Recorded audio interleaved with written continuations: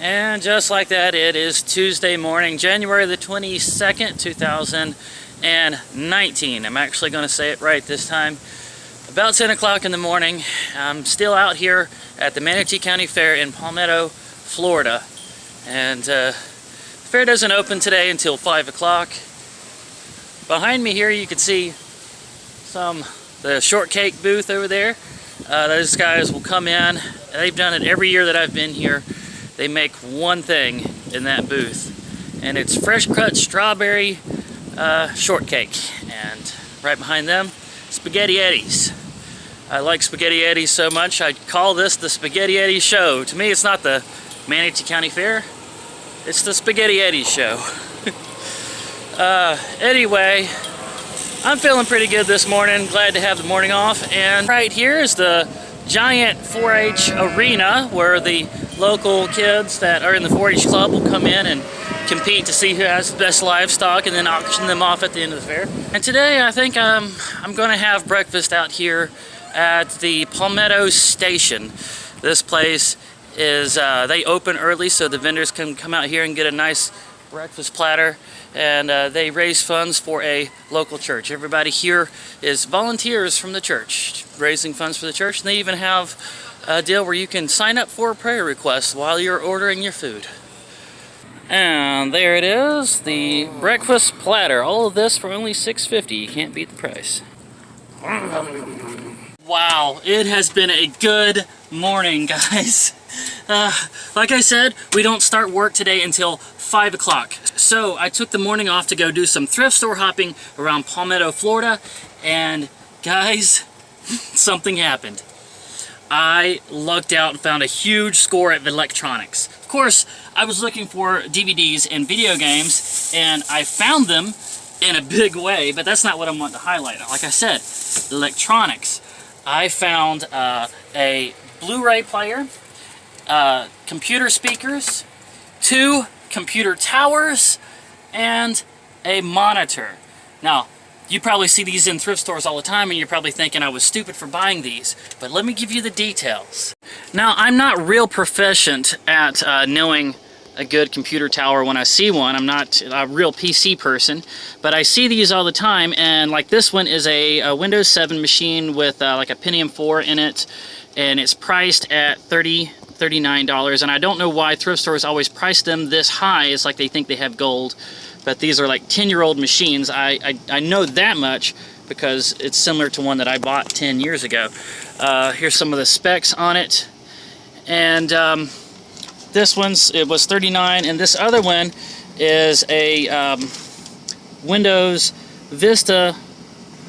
Yeah, there it is. It was a Windows Vista machine with another Pentium 4. This one is priced at $19, and I see these like all the time in the thrift stores, and I never buy them. And that's because normally when you see them, they've got like a loose panel on the side, and you go ahead and pull that off, and then you'll start seeing that the memory cards have been pulled out, the hard drive is missing, and it's full of dust. But on these two, let me show you what I actually opened it up in the store to check. And even with my limited knowledge of computers, I can tell that this looks pretty fresh. There's not a whole lot of dust in there. It doesn't look like it's gotten a whole lot of use. The memory cards are still there. It looks like the CPU and the coolant fan on the top of the CPU is in good shape. Where is it at? Yeah, the hard drive. Hard drive is still there. The DVD-RW is still there. Everything looks like it's in good shape. And then on the other one, this one of course is a little older, and it looks like somebody did a janky job putting on the coolant fan for this one, but everything is still there. Everything looks like it's intact. You've got the what is this, the network card here. This was a work computer, I can tell that much. And so after looking over these and seeing how like fresh and clean the insides of them look, I went ahead and bought them. And here's the big kicker, and I saved this to last. The store that I bought this from was a thrift store going out of business with a 80% off sale. These 2 towers together cost me $12. It's about $6 a piece. So, and I went ahead and got this monitor as well. This is one of those flat screen, I don't know different screens and the different resolutions on them, but this I can tell was one of the wide format screens, and it still had all of its cords with it and everything, so that was good. And that was priced at $20. 80% off of that was like $7.50, I think. Then the Blu-ray player, it was priced at $15. I think that was like $6 it ended up coming out to. So I mean, when you get deals like that on electronics, yeah, go ahead and buy them. I mean, because if it turns out to be a loss, it's not a huge loss. And so all of those PC games that you guys have been seeing me do with the pickups for, and you know, a lot of them are like Windows 95 stuff. I think with this older one, I might be able to get Windows 95 to work on it. It's going to take some tinkering, I'm sure. And then the more advanced computer here, the Windows Vista, be able to do some of that. Might have to upgrade the video card, a graphics card, something like that.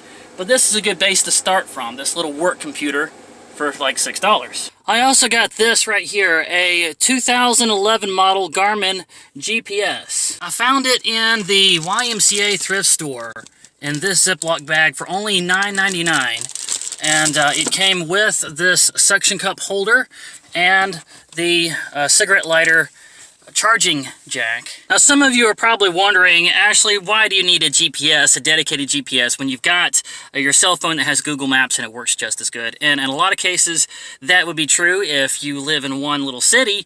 That's really all you're going to need. But if you travel as much as I do and you get out to remote locations where your cell phone signal doesn't reach, and then you get that emergency situation where you look down and notice that you're at a quarter tank of gas and you're like, I gotta find a gas station soon, and you like the street lights have stopped and you're in the middle of nowhere and you're like, I gotta get to a gas station, and your cell phone signal is not there, and you start to panic.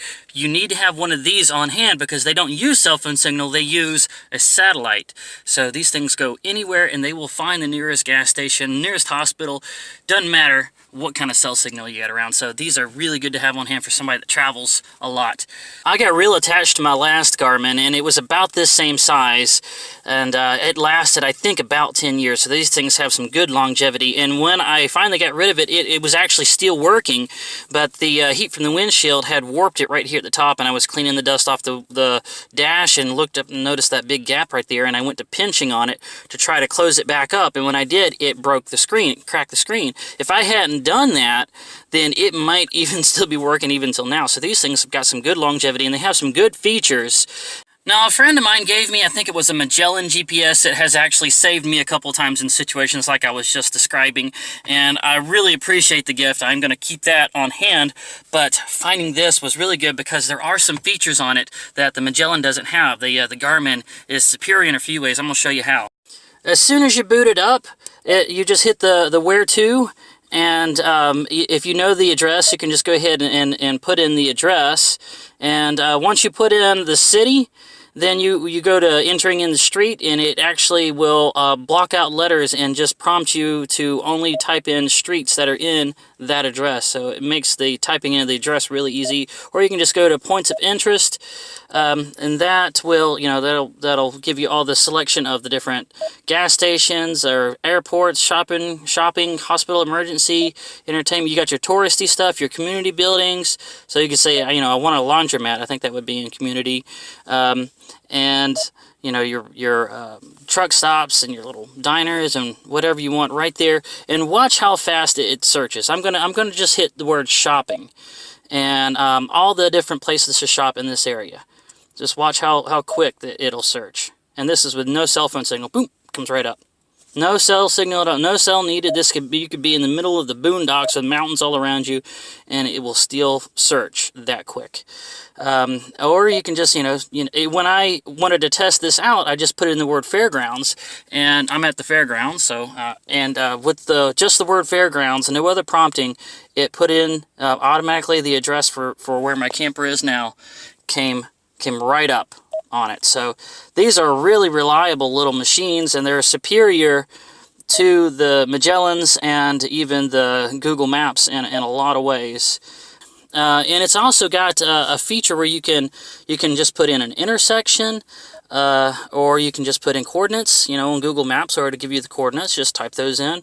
If you don't have a physical address, you can even do that. That's really awesome.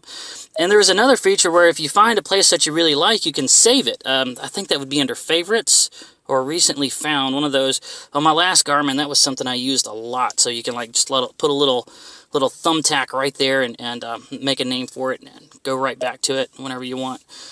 So for $10 to have one of these back on my windshield, that feels pretty good. This was a really good find. Well, it is the end of the day now.